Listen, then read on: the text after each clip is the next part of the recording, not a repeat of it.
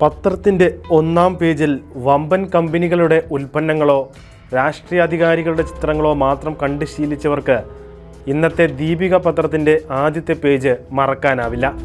ഒരു തെറ്റും ചെയ്യാതിരുന്നിട്ടും സ്വന്തം വീട്ടുമുറ്റത്തും കൃഷിയിടങ്ങളിലും സഞ്ചാരപാതകളിലും കാട്ടുമൃഗങ്ങളാൽ നിഷ്കരുണം കൊല ചെയ്യപ്പെട്ട നിഷ്കളങ്കരായ മനുഷ്യരുടെ ചിത്രമായിരുന്നു അത്. ഇവർ രക്തസാക്ഷികൾ എന്ന ചെറിയൊരു അടിക്കുറിപ്പോടെയാണ് ചിത്രങ്ങൾ ലേഔട്ട് ചെയ്തിരിക്കുന്നത്. ഇതൊരു നിലവിളിയുടെ ചിത്രമാണ്. നിലയ്ക്കാത്ത നിലവിളിയുടെ. ഒരു തെറ്റും ചെയ്യാതിരുന്നിട്ടും സ്വന്തം വീട്ടുമുറ്റത്തും കൃഷിയിടങ്ങളിലും സഞ്ചാരപാതകളിലും കാട്ടുമൃഗങ്ങളാൽ നിഷ്കരണം കൊല ചെയ്യപ്പെട്ട നിഷ്കളങ്കരായ മനുഷ്യരാണിവർ. അധികാരികളുടെ കണ്ണിൽ കാട്ടുമൃഗത്തിൻ്റെ പരിഗണന പോലും കിട്ടാതെ രക്തസാക്ഷിയായവർ. ഇവരെ ഓർമ്മിക്കാൻ രക്തസാക്ഷി മണ്ഡപങ്ങൾ ഇല്ലായിരിക്കാം.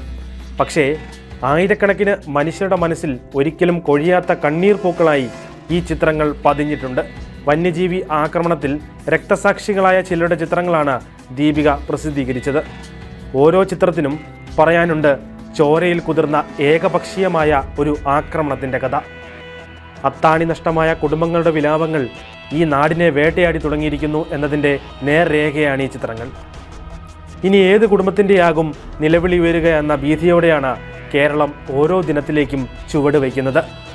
മൃഗങ്ങളുടെ ക്ഷേമത്തിനു വേണ്ടി നിയമങ്ങൾ ഉണ്ടാക്കാനും അത് പാലിക്കാനും മത്സരിക്കുന്നവർ ഇനിയെങ്കിലും സ്വന്തം മണ്ണിൽ കൊല ചെയ്യപ്പെടുന്ന മനുഷ്യർക്ക് വേണ്ടി നിയമങ്ങൾ ഉണ്ടാക്കാൻ തയ്യാറാകുമോ?